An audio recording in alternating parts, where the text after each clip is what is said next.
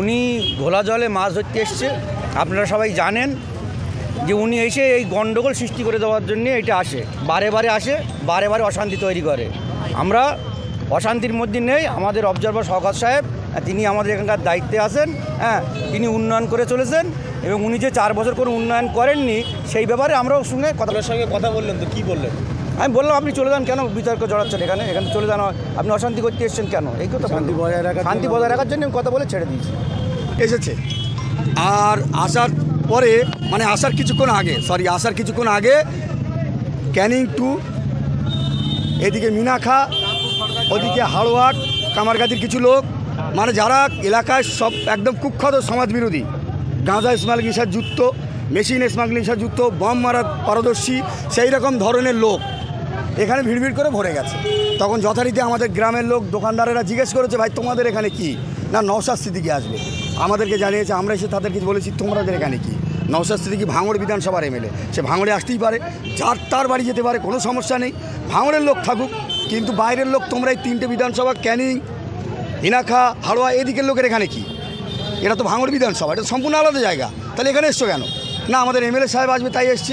এইটা নিয়ে একটা বচসা তৈরি হয়, যথারীতি তারা গালাগালি সৃষ্টি করে। যেই নওশাদ সিদ্দিকী আসে তারা একদম মারমুখো হয়ে ওঠে।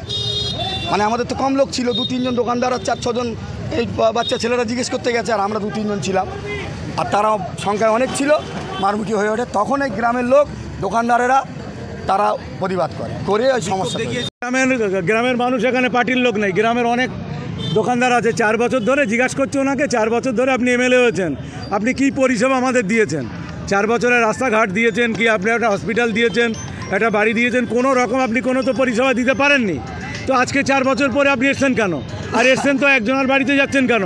আপনি সবার বাড়ি যান, সবাই গরিব মানুষের বাড়িতে গিয়ে তাদের দুঃখ দেখুন, তাদের খোঁজ নিন।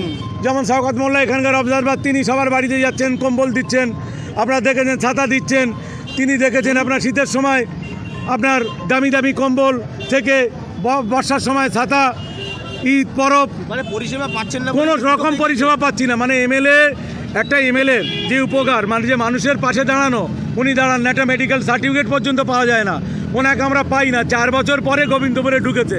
আপনি দোকানদারকে জিজ্ঞেস করুন, যত দোকানদার আছে, যে উনি 4 বছর পরে ঢুকেছে কিনা, এর মধ্যে ঢুকেছে কিনা একদিন।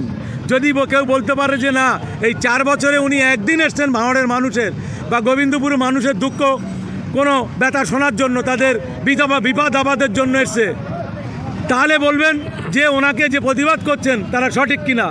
আজকে মানুষ এখানে অনেক মানুষ বিপদে আছে, কারোর বিপদে উনি আসেন না, তাই আজকে গ্রামের মানুষ, দোকানদার সবাই ওনাকে জিজ্ঞাসা করছেন এতদিন পর এসছেন কেন?